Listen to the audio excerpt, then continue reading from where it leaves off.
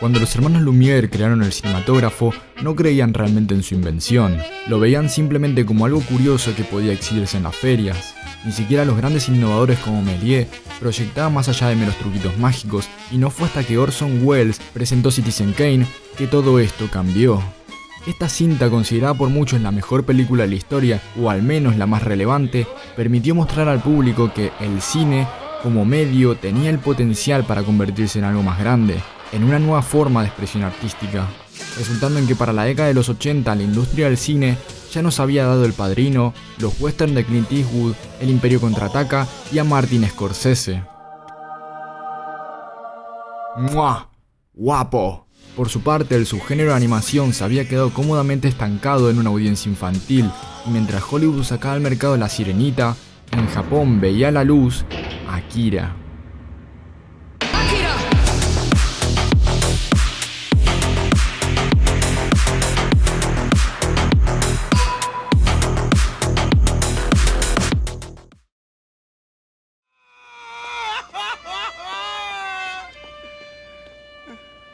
Si algo caracterizó al cine en los años 80 fue el auge de la ciencia ficción. Muchas de las películas que hoy consideramos clásicos se estrenaron durante este periodo, siendo una de las más importantes Blade Runner. Dirigida por Ridley Scott en 1982, Blade Runner es una adaptación del libro de Philip K. Dick, Sueñan los androides con ovejas eléctricas. En este se narra la historia de un policía encargado de cazar unos androides demasiado parecidos a los seres humanos. Sentando las bases del cyberpunk, esta película abrió una rama de la ciencia ficción que no se centra tanto en los artilugios del futuro, sino que le pone más atención al componente más humano, ahondando en temáticas alrededor de nuestra relación con la tecnología y la distorsión de la realidad. Pero vayamos un poquito más atrás.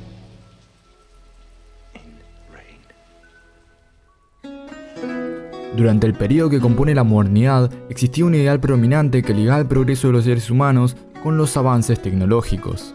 Se creía que a través de la ciencia y de la razón podríamos construir una sociedad pacífica.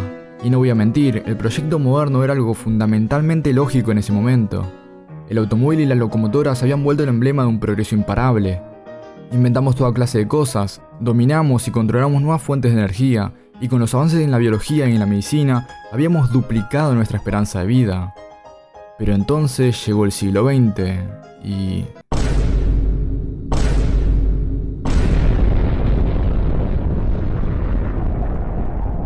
tal vez la ciencia no era tan benévola. Es ahí cuando empezamos a hablar de posmodernidad, un periodo que abarca hasta nuestros días y pone en duda a los ideales modernos. No es un hallazgo decir que Akira, así como el resto de películas cyberpunk, están sumamente influenciadas por este contexto. La primera vez que vemos la ciudad de Neo Tokio es en la lejanía. El plano nos muestra la entrada de un bar de mala muerte, y a pesar de que no tiene relación con la escena, aparece como otro de los actores. Es el punto con mejor iluminación en contraposición con una calle prácticamente oscuras, y eso nos induce la idea de que este es un futuro que no discrepa mucho de nuestro presente. Conocemos a los personajes. Kaneda, el líder de una banda de motociclistas pseudocriminales, y Tetsuo, un miembro de menor rango que envidia a su amigo.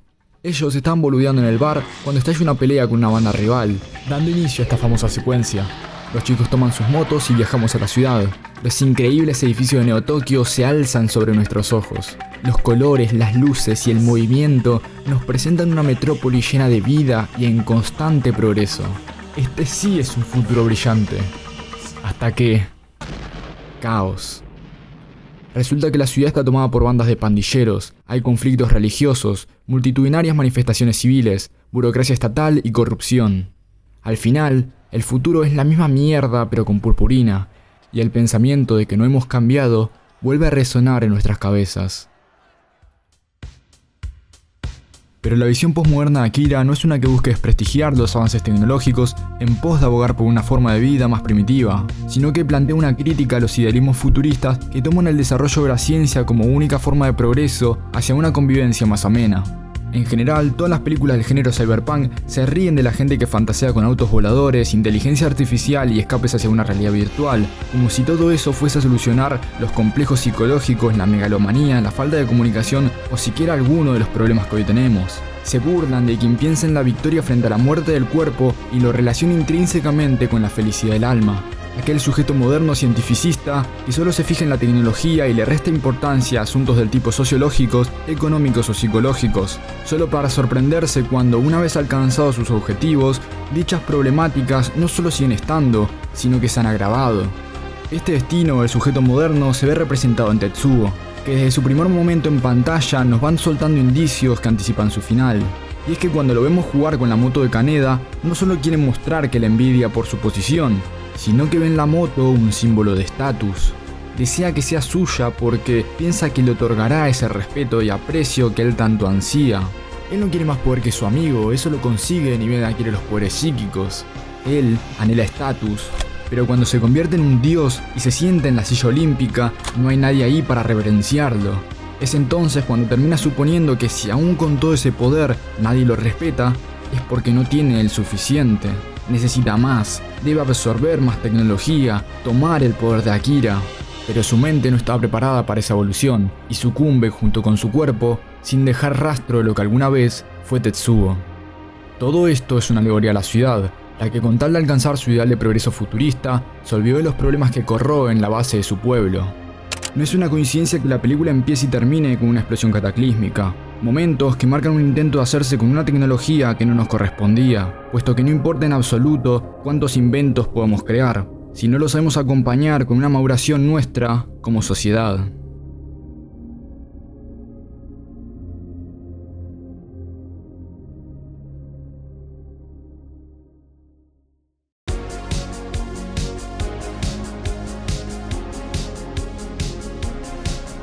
El impacto que tuvo Akira en la industria fue terrible.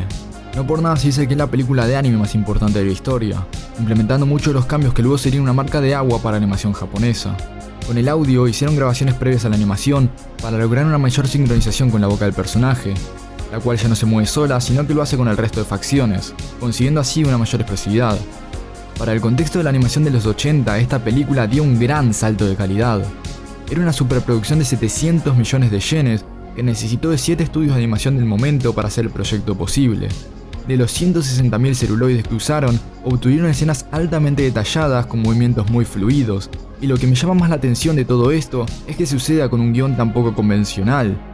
Es decir, el cyberpunk estaba recién surgiendo, y llevar a cabo algo tan arriesgado como Akira era una jugada que no cualquiera estaría dispuesto a hacer.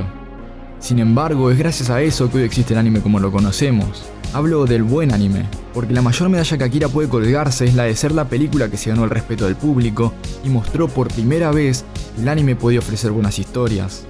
Y no digo que previamente no hubiese buenas series, Dragon Ball Chiquito, Ranma y Space Runaway Ideon ya existían antes de Akira, pero así como pasa con el cine y Citizen Kane, es recién después de esta que el medio se ganó el prestigio suficiente para que obras como Evangelion, Ghost in the Shell, Perfect Blue o Cowboy Bebop fuesen posibles tan solo unos años después.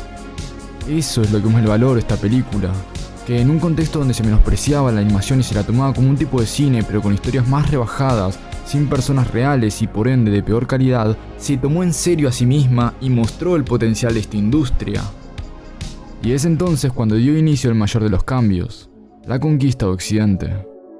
Hasta entonces, y como caracteriza la ortodoxia de su sociedad, los japoneses habían quedado encerrados en su isla y las producciones artísticas eran por y para Japón. Esto comenzaría a cambiar luego de la Segunda Guerra Mundial, cuando Estados Unidos, guiado por la cercanía de los nipones con la Unión Soviética por el miedo de que estos se conviertan en comunistas, le pediría perdón por las bombas atómicas y por Dragon Ball Evolution. Eso último no fue perdonado y luego una sabrosa suma de billetes volvieron a ser amigos. Pero Japón no había olvidado el live action de Death Note y planeó la peor de las venganzas: llenar de otakus Norteamérica. La llegada de Akira a Estados Unidos no fue para nada discreta. Era la primera película de animación importada que se estrenaba en las salas de cines, y el experimento fue un rotundo éxito. El público había quedado enamorado por ese relato de corrupción en un futuro desesperanzador.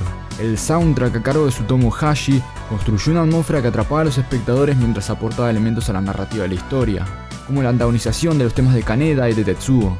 Mientras el primero estaba compuesto por instrumentos orgánicos y con el apoyo de voces humanas, el segundo utilizaba sonidos metálicos y un órgano que evoca un clima más denso y oscuro.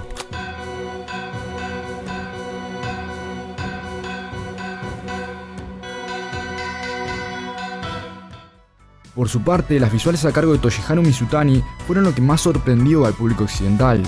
No sé si fue que la primera vez que vi esta película estaba muy metido en la historia, pero revisitando la obra no podía creer lo bien que se ve. La animación tradicional compuesta por dibujos a mano le da una cantidad de detalle impresionante.